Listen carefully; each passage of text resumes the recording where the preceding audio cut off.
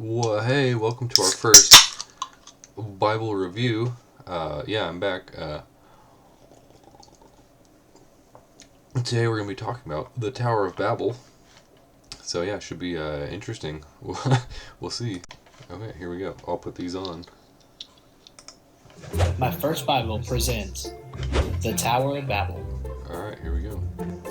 After the flood, Noah's family had many children. All of his sons' families grew up. Right, just to make that clear, Noah repopulated the earth with his family. And went to live in different places on the earth, just as Jehovah God commanded them. Oh, Jehovah, we're witnessing. This is witness stuff. Since they all came from the same family, they spoke the same language.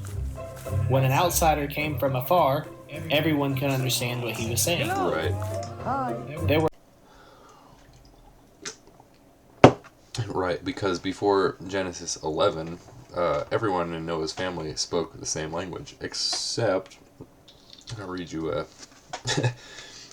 Genesis 10, right here, the Table of Nations. This is the account of Shem, Ham, and Japheth, Noah's sons, who themselves had sons after the flood.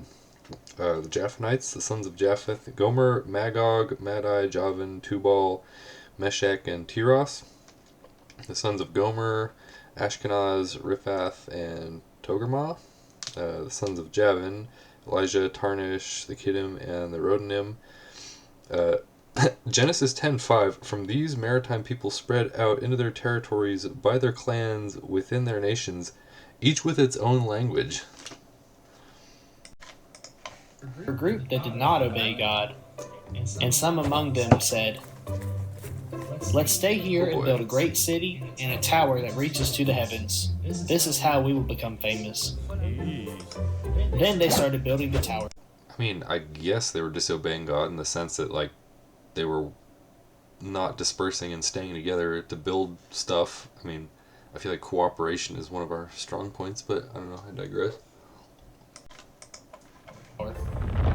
Those people were very smart. They used bricks instead of stones to build the tower. Okay. The walls were getting stronger and taller. They were so tall that the people were very proud. Oh, God damn it. See, what I'm still trying to, like, understand here is how they justify this. Like, these people they were, like, he just said, they're smart, they're enterprising, they're coming together and, like, building this huge monument. I don't know, I'm just trying to understand why that was, like, such a bad thing. Like, you'd think, like, obviously God made these people in his image. Like, they're gonna go out and do stuff. Themselves. So they decided not to thank God for the things that they had used to build. When God... This is kind of a funny thing to say, because they said earlier in this, like, they didn't make this out of stone that, like, God provided them. Dude, they made bricks. Like, these people built the bricks themselves and built this tower. Like, that wasn't really... Like, God didn't really have that much of a hand in it. I mean, obviously. saw what people were trying to do. He realized it, and he had to stop them. Otherwise, they would soon feel like gods and not people. So that's what it really comes down to in the end. These people are too proud, and they are building a tower so tall it's intimidating to God. Seriously, I just think it's funny that the God of the Bible is intimidated by this mud brick tower these people built. They would feel proud of themselves and their own accomplishments. As they Suddenly, should. God made them speak in different languages.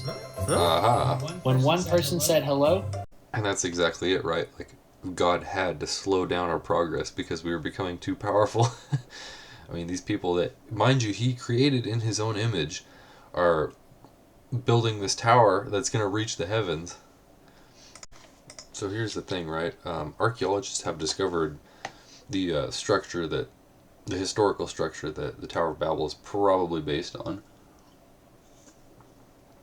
And it's a ziggurat, actually, like a temple. Specifically, the Tower of Edmononki. Anyway, there were lots of ziggurats built back then in that region. Um, fuck, what am I gonna say here? Anyway, there were lots of ziggurats built in that region. Edamanonki specifically, it was kind of built in the same location and around the same time period, so that's why it's like considered probably, what Babel was based on.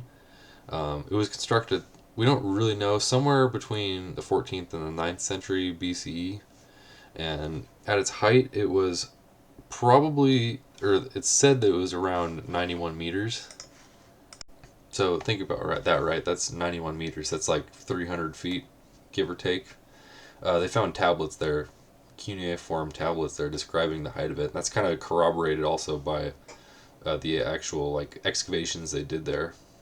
Like they found pretty much the foundations of it, the structure of it, and knowing like how these things are built, like they agree that's probably around that tall. There's other sources that say it was taller. The apocryphal Book of Jubilees says that it was, over 8,000 feet, 8,150 feet or something. But obviously that's an apocryphal text. Like it never even made it in the Bible. Other scholars have, kind of said that it could be quite a bit taller than that. I have it written down here. Theoretically, they said it could be as tall as 1.3 miles. That's just like thinking about material strength itself, like what is physically possible. Obviously, like mountains and stuff don't collapse under their own weight. So, I guess like theoretically, yeah, it could be like Mount Everest sized, but realistically, it's probably much closer to what the historical evidence suggests here. Anyway, just keep that in mind. This thing historically was probably at max like 300 feet tall. The Great Pyramid actually, like, that was like 481 to 82 feet. That's like 180 plus feet taller than this. And that thing was built like over a millennia before Babel. So, like, already, like, before this story, like, long before the story came around, there was, taller structures. Like, God didn't really give a damn about those. See, that's just what I think is so funny about this. Like, this thing was max 300 feet. Scholars even say, like, realistically, it was probably smaller than that. But, yeah, 300 feet, we'll say conservatively. God was so intimidated by that. Just imagine if he'd see, I guess he would, but just imagine how he'd react to stuff now. Like, dude, the Warsaw radio mast is like 2,100 feet tall. like 7 times taller than this little mud brick tower he was so intimidated by. Like the Burj Khalifa, like the tallest thing ever now, that's like 2,700 feet. That's like 9 times taller than this thing that he was freaking out about. Okay, we'll get back to this. The other did not understand him. You are walking very well. So everything was very difficult to do, especially building a huge tower. The city they never finished building was called Babel, which means confusion. Okay. Because Right. it was there that God made a confusion of all the languages in the world.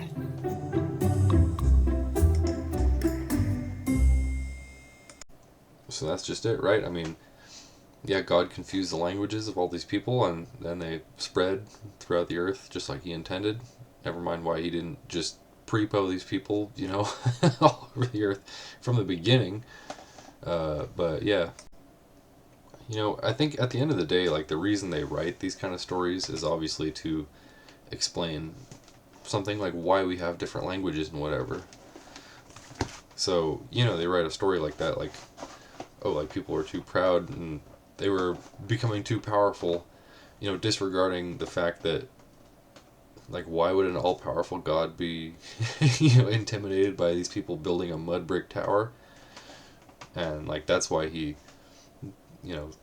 changed all the languages, even though that's, like, directly contradicted by other passages in the Bible that say they already spoke different languages before this. But I don't know. I think that's why this kind of stuff gets written. Anyway, that's all we have now. Yeah, the Tower of Babel is a pretty short passage. It's only about 9 verses, or 9 paragraphs, I guess. I don't know. It's a pretty short story, so that's about all there is. But expect more of these. Yeah, this is kind of fun. These are just my thoughts. Don't take this too seriously, obviously. I don't know what the fuck I'm talking about. I'm just some guy on the internet with a camera, but, you know, that's about it. So, peace out.